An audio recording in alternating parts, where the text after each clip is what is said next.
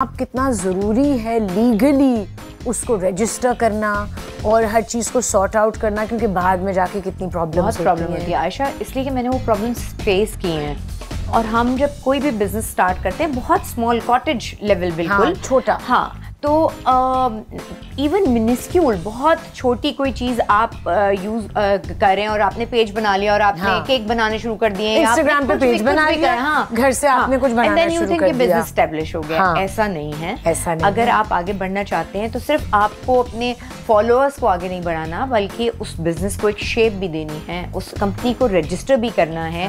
कल को उसी नाम की कोई, इंटरनेट पे तो there is no editorial control, तो आप उसको कंट्रोल तो कर नहीं सकते। तो इसलिए आपको अपना नाम को पेटेंट कराना, हर चीज़ मतलब ये आनी चाहिए, आपको पता होना चाहिए। ये आपने कैसे सीखा? बहुत नुकसान उठा, ट्रायल एंड एरर से। ट्रायल एंड एरर से बहुत नुकसान उठा के। लेकिन मेरे साथ टीम अच्छी थी, लोग अच्छे थे, तो उन्होंने मुझे इतनी अक्ल समझा दी कि नहीं भाई ऐसा नहीं हो सकता। बिकॉज मैं अपनी अब तक की लोग सुन के हैरान होंगे कि ये मैंने भी किया है। मेरे पास कोई बैंक अकाउंट नहीं था जब तक मैंने ARY पे काम किया। वाओ! और आपने 2008 में अपना सबसे पहला शो, मॉर्निंग शो शुरू किया था। जी। उससे पहले कोई बैंक अकाउंट नहीं था? उसके बाद भी नहीं था। उसके बाद भी नहीं था। तो पेमेंट कहाँ आती थी? बस वो मुझे नहीं बताना। लेकिन उससे पहले तुम सोचो कि नहीं, तुम्हें पढ़ रही थी, मतलब एक स्टूडेंट लेवल पे भी जो स्टूडेंट का बैंक अकाउंट था ना हमारे, तो हमारा, मेरा भी नहीं था। हाँ, नहीं, जब मैं स्टूडेंट थी तो हमारा स्टाइपेंड आता है ना, जब हम हाउस जॉब करते हैं, उस पूरे, तो वो एक अकाउंट था जो कि स्टूडेंट अकाउंट ही था और वही चले जा रहा था। Oh my God. मैंने कोई ऐसा अकाउंट नहीं बनाया। फिर टैक्स फाइल करना शुरू किया। फिर उसके बाद टैक्स फाइल करना शुरू किया, चीजें समझ में आनी शुरू हुई। मुझे अब समझ आया है कि किस तरह टैक्स फाइल करते हैं, because I would rely on my lawyers. अब वो मुझे कुछ समझ ही नहीं आता था। लॉयर्स पे रिलाई करें, लेकिन अपने आप पे भी रिलाई करें। और घर में कि भाई समझ लेगा, कोई बेटा समझ लेगा, कोई ये हो जाएगा, कोई टीम समझ लेगी, नहीं, बिल्कुल नहीं। सबसे पहले खुद समझना है, उसके बाद इन सब की बारी। खुद जाएं। मुझे पासपोर्ट बनवाना होगा, मुझे कुछ कलेक्ट करना होगा, मैं खुद वहाँ पहुँचूंगी। बिल्कुल सही। I want to know. हाँ, क्योंकि हम ना डॉक्यूमेंटेशन से भागते हैं। हाँ, कि हम नहीं, लाइन से भी भागते हैं। लाइन्स तो हमारी फिर भी हमें ये होता है ना, लाइनों से फिर हम जाते हैं तो खवातीन है, जरा इज्जत, प्रिविलेज्ड होते हैं हम थोड़े, हल्का हमें वहाँ एक एडवांटेज मिल जाती है खवातीन होने की। और टीवी का फेस होता है ना, तो आइए डॉक्टर साहिबा, आइए आयशा जी, तो वो ये हो जाता है। हाँ, तो प्रिविलेज तो हैं हम। हाँ, इस सिलसिले। अब एयरपोर्ट पे भी देयर वाज अ टाइम जब मैं कहती थी यार प्रोटोकॉल करवा लूं। अब मैं कहती हूँ मैं अपनी प्रोटोकॉल हूँ खुद। अस्सलाम वालेकुम, प्लीज मुझे जरा फैसिलिटेट करा दे। Girls power. I know. पहले मैं भी बोलती थी यार प्रोटोकॉल, अब मैं पहुंची नहीं हुई है, अब मैं कहती हूँ इजी सीन, मैं टाइम पे हूँ, बस बाकी खैर है, नहीं जरूरत कि कोई मुझे कहे आप इधर आ जाएं, आप इधर आ जाएं। नो, हम अपना प्रोटोकॉल खुद, I'll do it myself.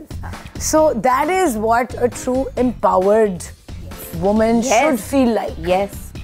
और जब हम empowered woman कहते हैं ना, मुझे ये अच्छा नहीं लगता। मैं हर जगह देखती हूँ, जब मैं इंटरनेट सर्फ कर रही होती हूँ, मुझे लगता है कि हम सिर्फ फाइनेंशियल इंडिपेंडेंस की बात करते हैं, जबकि मुझे लगता है कि फाइनेंशियल इंडिपेंडेंस सेकेंडरी है, प्राइमरी है वो है मेंटल या इमोशनल इंडिपेंडेंस। वो हम अपने बच्चे को सिखाते नहीं हैं। हाँ, क्या है? हम सहारे अरे भाई के साथ चली जाना, और क्या हुआ, मूड खराब है, अम्मी, मैं ये नहीं कह रही कि अम्मी अब्बा से शेयर नहीं करना है, अपने ऊपर डिपेंड करना चाहिए, बल्कि मुझे लगता है आपको इमोशनल सहारा देना चाहिए, चाहे वो दोस्त हों, चाहे वो आपके इर्द गिर्द के रिश्ते हों।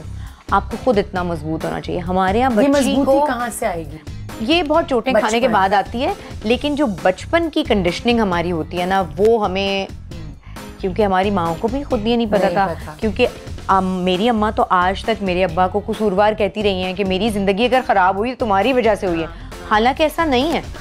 ऐसा नहीं है, उनको सिखाया ये गया है कि हम इसीलिए तो हम ब्लेम कर देते हैं। खैर, my father died when I was 1, लेकिन मेरी अम्मी भी अभी तक अपनी फैमिली और अब्बू की फैमिली और उन सब लोगों को ही कहती नहीं कि मेरी जो स्टेट रही है वो आप, हाँ, जो हम उन्हें फील कराया गया है। यस, हमने ये सैनिटी दी नहीं उनको, बच्चों को, कि जो डिसीजन आपका है वो आपका डिसीजन है, उसका अच्छा बुरा आपने खुद डील करना है। बिल्कुल, जो फीलिंग्स हैं वो आपकी feelings. Yes, you are responsible for your feelings. Yes, for your anger. ठीक है, बचपन में नहीं आपको पता होता कि रेगुलेट कैसे करना है।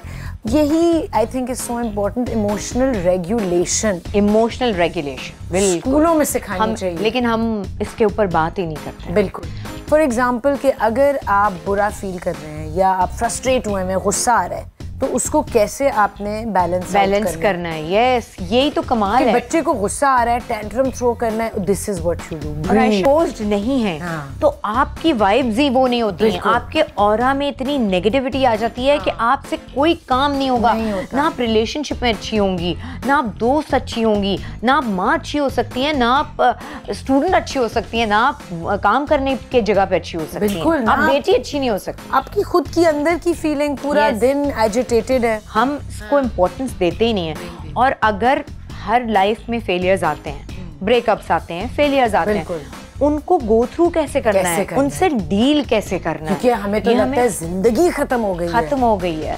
तो 3 दिन का 2 दिन का सोग अगर है आप कर लें, प्लीज करें, मनाएं। You have to go through, right through it. बिल्कुल, अदरवाइज तो आप मॉर्न नहीं करेंगे तो फिर क्या करेंगे। हमें एक्चुअली जो ये हमारा ऊपर का स्पेस है ना, इस मेंटल स्पेस के बारे में तो आगाही दी नहीं जाती ना, बताई नहीं दी जाती। बस इसके ऊपर होता है कि अपने ग्रेड्स अच्छे कर लो, ये कर लो, ये डॉक्टर बन जाओ, हाँ ये हसलिंग, यहाँ से वहाँ, वहाँ से यहाँ। नहीं, हम जब तक यहाँ से आप कंपोज नहीं है, काम नहीं है, आप कुछ कर ही नहीं सकते। सबसे ज्यादा मैटर ये करता है, उसके बाद बाकी सारी चीजें। यस। अच्छा, we have to take a little break. Okay. I am loving this conversation. हम वापस आ रहे हैं इसी गुफ्तगू पे, छोटा सा ब्रेक लेके आते हैं। Alright, welcome back to Speak Easy. Doctor Shaista Lodhi के क्लिनिक में हैं हम in Karachi, one of her 6 clinics all over Pakistan. What a huge feat. एक क्लिनिक भी खोलना। जब पहला क्लिनिक आपका खुला था, क्या फीलिंग थी? स्टेबल चीज़ें चेंज हो गई। उस वक्त मुझे लगता था, और उस वक्त मुझे ज़रूरत थी काम करने की, इसलिए काम करने की कि जियो पे एक चीज़ हुई और फिर मेरा वो वाला करियर फिर थोड़े दिन के लिए होल्ड पे चला गया था। टीवी का। मेरे बच्चे स्कूल जा रहे थे Ayesha, and they were young. Obviously मेरे बच्चों को स्कूल जाना था, चीज़ें थी, तो मेरी कुछ समझ में नहीं आ रहा था। तो ये मजबूरन आपने किया, but then it became हाँ, लेकिन मजबूरन कहिए नहीं, मैं उससे पहले ऑन एंड ऑफ करती थी, बिकॉज इस फील्ड में मुझे बहुत इंटरेस्ट था। डॉक्टर। लेकिन उसके बाद आहिस्ता आहिस्ता फिर मैंने अपने आप को इक्विप्ड किया, पढ़ा, चीज़ें की, और आहिस्ता आहिस्ता ये इस तरह से हो गया। लेकिन इट वॉज टफ, मुझे इट वॉज वेरी टफ। हाँ, मैं आप ये समझ लें कि मुझे ना कभी कभी शर्म भी आती थी। मैं सोचती थी कि यार मैं इतनी छोटी क्लिनिक और मेरा नाम इतना बड़ा बढ़ गया है, और तो मैं ये कैसे अजीब सी चीज़ होगी कि मैं इतनी छोटी सी, लोग क्या सोचेंगे कि इतनी छोटी क्लिनिक लेके ये डॉक्टर साहिबा बैठी हैं।